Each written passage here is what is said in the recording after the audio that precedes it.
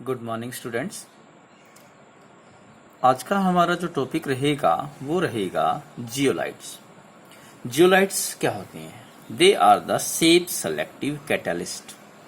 Zeolites जो होते हैं वो शेप सेलेक्टिव कैटलिस्ट होते हैं, यानी हम उन कैटलिस्ट की बात करें जो जिनकी शेप रिएक्टेंट एंड प्रोडक्ट के अनुसार बनी होती है, स्पेशल होती है।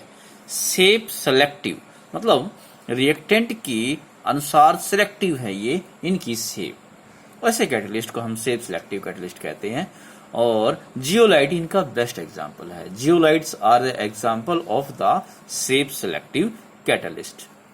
तो यहां पर हम बात करें कि जैसे कि हमारे पास ऐसे catalyst which have the special shape according to the shape of the reactant and product are called the shape selective catalyst. Zeolites are the example of shape selective catalyst. Zeolites होते क्या है? ये टॉपिक हमारा +1 में भी आता है। Zeolites हमने +1 में पी ब्लॉक की जो फैमिली की थी उसमें हमने पढ़े थे सिलिकेट्स। तो जो जियोलाइट्स होते हैं वो 3D एल्यूमिनो सिलिकेट्स होते हैं। अब एल्यूमिनियम के साथ में एल्यूमिनियम जो ऑक्साइड होती है वो सिलिकेट्स के साथ में जुड़ी हुई होती है और साथ में उनकी होती है कोई भी मेटल हो सकते हैं, कैल्शियम, सोडियम, पोटाशियम। और इनका जो स्ट्रक्चर होता है वो मधुमक्खी के छत्ते की तरह होता है।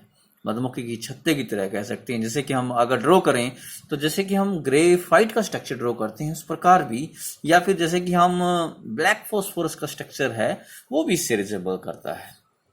तो जो मधुमक्खी के छत्ते की तरह इनका स्ट्रक्चर जो हुआ, तो आपने देखा होगा मधुमक्खी के छत्ते में छोटे छोटे पोर होते हैं। तो उसी प्रकार जियोलाइट्स में भी छोटे छोटे पोर्स होते हैं।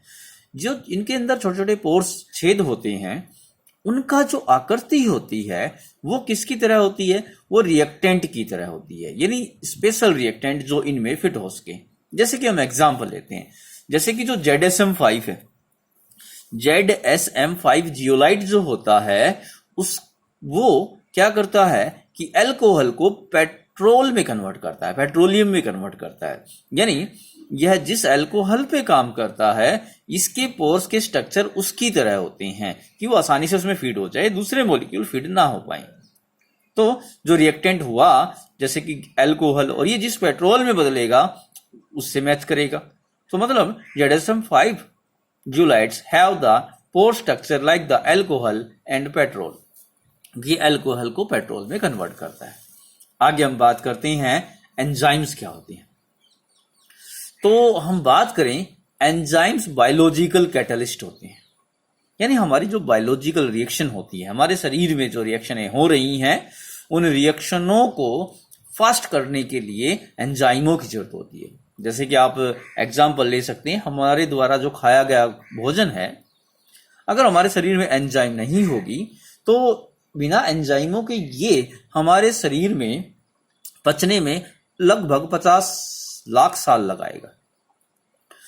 एक टाइम का भोजन पचने में कितना समय लगाएगा? लगभग 50 लाख साल लगाएगा। मगर हमारे शरीर में जो एंजाइम्स मौजूद होते हैं इस रिएक्शन को इतना फास्ट करते हैं कि उसे 2 घंटे में, 2 से 3 घंटे में आसानी से कर देते हैं। तो एंजाइम्स हो गए बायोलॉजिकल कैटलिस्ट जो बायोलॉजिकल रिएक्शन को फास्ट करते हैं। General enzymes are the globular protein. जैसे कि प्रोटीन हम बात करें तो प्रोटीन 2 प्रकार के होते हैं। एक तो होते हैं फाइबर प्रोटीन। फाइबर प्रोटीन क्या करते हैं? हमारे शरीर का निर्माण करते हैं। हमारे शरीर की जो सेल्स हैं वो फाइबर प्रोटीनों से बनी है। और एक होते हैं ग्लोबुलर प्रोटीन। ग्लोबुलर प्रोटीन जैसे कि हीमोग्लोबिन, जो ग्लोबल वर्ड आता है, हीमोग्लोबिन हो गया, मायोग्लोबिन हो गया है। तो ये हमें रोगों से लड़ने की शक्ति देते हैं, जो ग्लोबुलर प्रोटीन है। और जो ग्लोबुलर प्रोटीन है वो ज्यादातर मैक्सिमम एंजाइमों का काम करते हैं, हार्मोन्स का काम करते हैं यहाँ पर। तो हम कह सकते हैं कि enzymes are the globular protein. तो आगे हम बात करते हैं, जैसे कि एग्जांपल्स लेते हैं। हाँ, जैसे कि इन्वर्जन ऑफ इन्वर्टेज। अब एंजाइमों का जो नामकरण होता है वो उनके द्वारा किया गया काम या फिर वो जिस पर काम कर रही हैं उसके नाम के आगे हम ASE जोड़ देते हैं। तो जैसे कि इन्वर्टेज का काम क्या हो गया? Inversion of cane sugar. ये केन शुगर या सुक्रोज जो होता है उसका इन्वर्जन करता है, मतलब उसे ग्लूकोज और फ्रुक्टोज में तोड़ता है। तो इसलिए हम इसे क्या कहते हैं, इन्वर्टेज एंजाइम्स। जाइमेस एंजाइम्स क्या करता है, ग्लूकोज को इथाइल अल्कोहल और CO2 में तोड़ता है।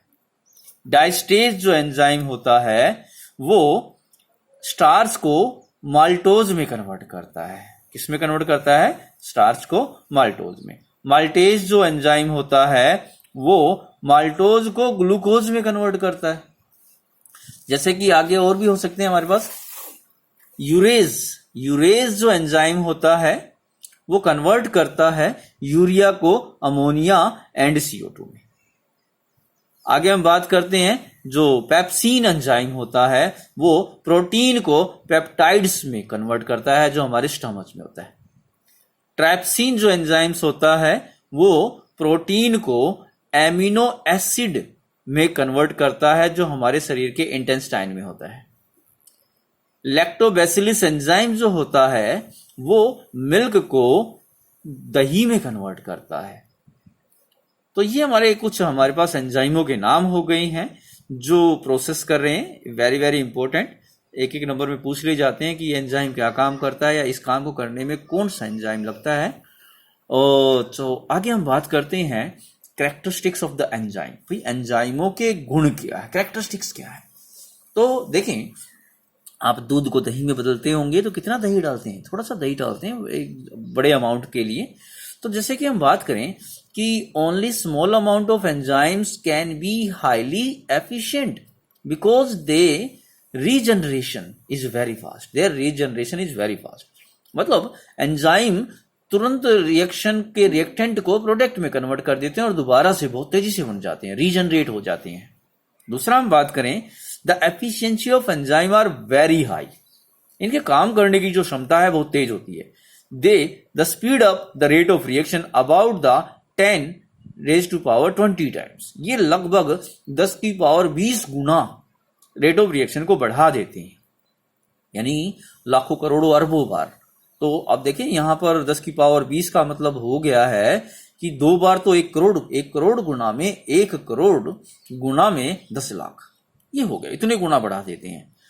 तो यहां पर हम बात करें, enzymes are highly specific in nature, यानी स्पेशल होते हैं।